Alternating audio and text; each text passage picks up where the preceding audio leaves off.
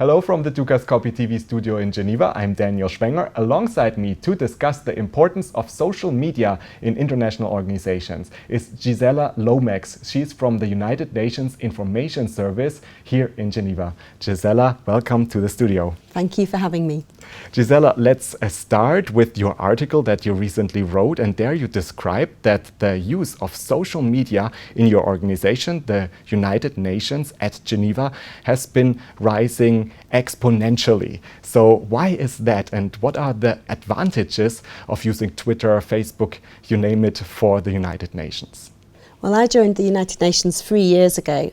And in that short time, I've seen in Geneva the account. I think we had some accounts of 300 followers on Twitter, and today we have around 80,000, and we're hoping to reach 100,000 by the end of the year.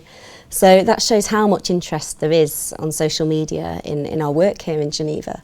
And my colleagues in New York have seen an even greater rise, and they have some 3 million followers. So it's a huge thing, social media, for the UN, and it's been a huge growth area. It's been crucial, really, to bring our work to this youth audience that's so important to us. And so why is it particularly so positive to use small digestible bits for your information? Well, I think nobody would deny that everybody's attention spans are getting shorter these days. We're all bombarded with so much information, and certainly the UN is guilty of writing very long press releases or meeting summaries, and realistically people don't have time to read these, no matter how important the information is.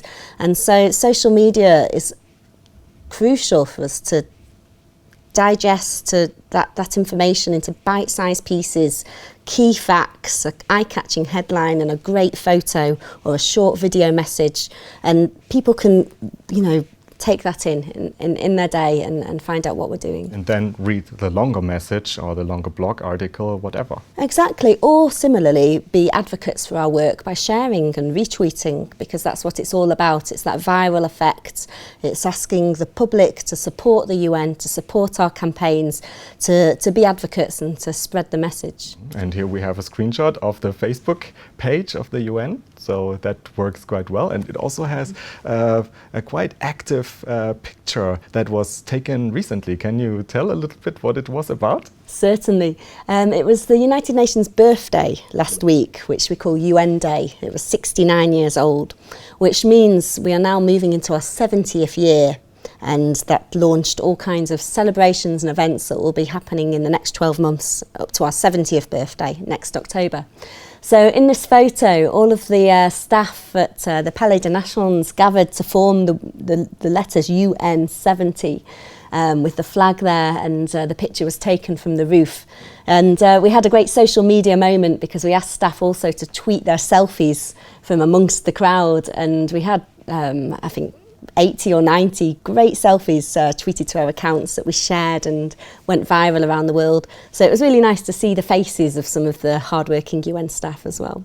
So it is live, it is interactive, and this is what you also try to catch with your work. And here is a picture from your daily work, like a conference. Can you explain a little bit what you're doing there? This picture was taken in Montreux at the opening of the Geneva Conference on Syria back in January. And in this photo, I'm on my iPad live tweeting one of the speeches, which is a big part of my job. Twitter is a great way to bring people into high-level events in Geneva and to live tweet key quotes or sound bites, great messages from the leaders. So I'm often to be found on my iPad tapping away like that. Sounds exciting. And to highlight like the cooperation and the social media work between organizations. Currently, the United Nations at Geneva is highlighting the Geneva as an international hub together with partner organization. Could you explain a little bit what this project is about, which partners are included, and how the collaboration works? Certainly. It's called the International Geneva Perception Change Project. It's an initiative of our Acting Director General, Michael Moller. at UNOG. It was his initiative, but it's really mushroomed, and we have a whole team working on the project, doing some really great creative work. The idea is really to show the world how the work that happens here in Geneva by many different international organisations impacts the lives, we think genuinely, of every single person in the world on a daily basis. And as anybody living in Geneva knows, it's not the cheapest city to live in, and people that have organisations here often have to, well, sometimes justify why be in Geneva, why be based in this expensive city when there's other less expensive cities.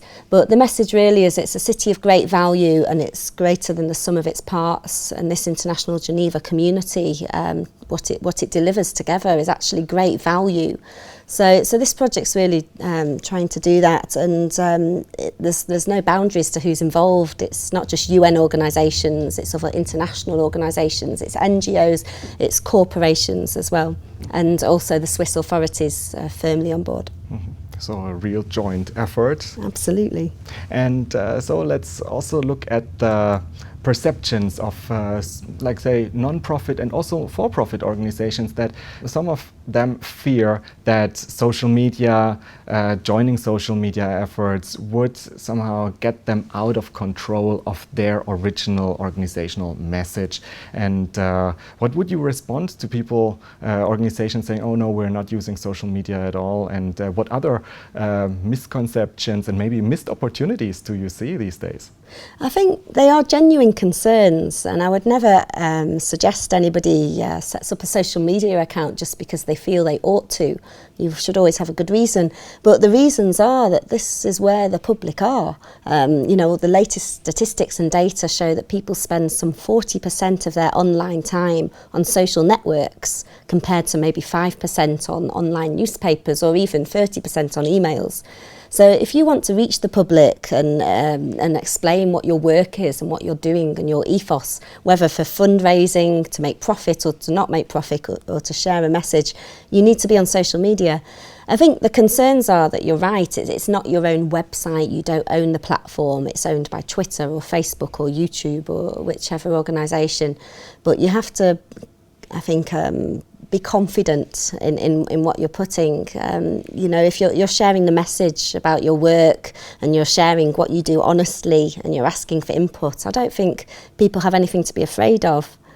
And I would also say it's a real way to not only bring traffic to your work, but also to counter misinformation as well. You know, the internet can be a rumour mill and things can grow out of control, and I think having an official voice, even in the form of a Twitter account that can say this is the truth, this is what's happening, is really important in this day and age. And there are also misconceptions about the UN, and so you are able to reply to them when they arise on the moment. Absolutely. I mean, look at the World Health Organization, which has great social media platforms, and they're at the moment tweeting exactly what's happening with the Ebola crisis, the facts, the truth, cutting straight through all the misinformation.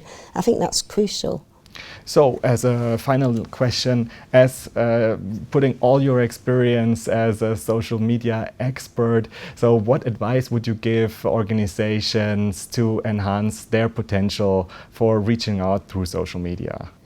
I would say, don't be afraid to be creative, and don't be afraid to be honest. And also remember that your staff can be the biggest advocates as well. Don't be afraid to let their voice be heard. I would say as well, social media is a great opportunity to show behind the scenes, the human face of the organisation. All too often the website or the newsletter has the corporate face, the official functions and the handshake photos. And social media, you can really get that view from behind the podium that people love to see, that view of the senior officials, maybe having their cup of coffee or the conversation in the corridor before the meeting. It's the human face, and I think that really helps add to the authenticity of the image of an organisation. Gisela Lomax from the United Nations Information Service here in Geneva, thank you very much for your visit and sharing your expertise today with us. Thank you. And thank you for watching. Do make sure to keep clicking back on the Dukascopy TV website for latest updates and exclusive interviews. Have a great day and see you next time.